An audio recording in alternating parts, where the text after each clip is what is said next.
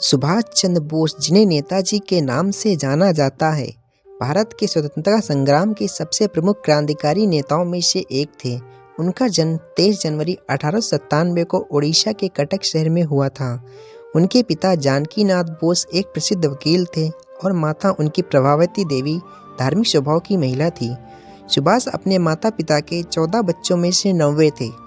सुभाष चंद्र बोस बचपन से ही मेधावी और देशभक्त की भावना से भरे हुए थे।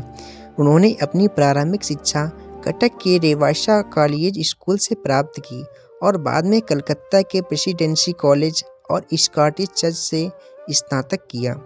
1920 में उन्होंने सिविल सेवा IAS की परीक्षा उत्तीर्ण की और चौथा स्थान प्राप्त किया, लेकिन ब्रिटिश हुकूमत के अधीन नौकरी करना उन्हें स्वीकार नहीं था। इसलिए उन्होंने सिविल सेवा से त्यागपत्र दे दिया और स्वतंत्रता संग्राम में शामिल हो गए। सुभाष चंद्र बोस ने कांग्रेस के माध्यम से भारतीय स्वतंत्रता संग्राम में हिस्सा लिया। 1938 और 1939 में उन्हें भारतीय राष्ट्रीय कांग्रेस का अध्यक्ष चुना गया, लेकिन महात्मा गांधी और अन्य नेताओं के साथ उनकी विचारधाराओं में मतभेद था। गांधी जी अहिंसा में विश्वास करते थे, जबकि सुभाष चंद्र बोस को लगता था कि स्वतंत्रता केवल संघर्ष से प्राप्त हो सकती है। इसी कारण उन्होंने कांग्रेस से अलग होकर 1939 में ब्लॉक फॉरवर्ड की स्थापना की। द्वितीय विश्व युद्ध के दौरान सुभाष चंद्र बोस ने भारत की स्वतंत्रता के लिए अंतर्राष्ट्रीय समर्थन जुटाने का प्रयास किया। वे जर्मनी गए और एडोल्फ हिटलर से मिले।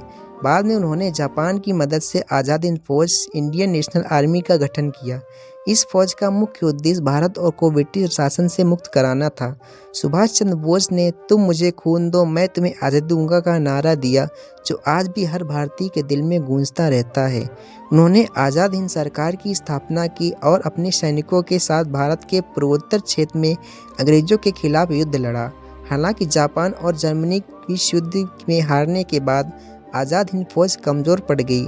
18 अगस्त 1945 को ताइवान में एक विमान दुर्घटना में सुभाष चंद्र बोस की मृत्यु की खबर आई, लेकिन उनकी मृत्यु को लेकर आज भी विवाद के रहस्य बने हुए हैं। सुभाष चंद्र बोस ने अपने साहस, देशभक्त और नेतृत्व से भारतीय स्वतंत्रता संग्राम को नई दिशा दी।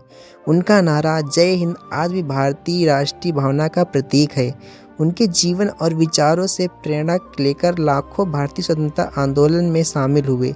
सुभाष चंद्र बोस का नाम भारतीय इतिहास में स्वर्ण अक्षरों में लिखा गया है।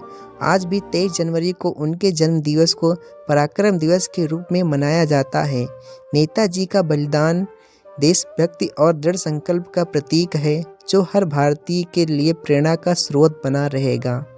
Thank you for watching.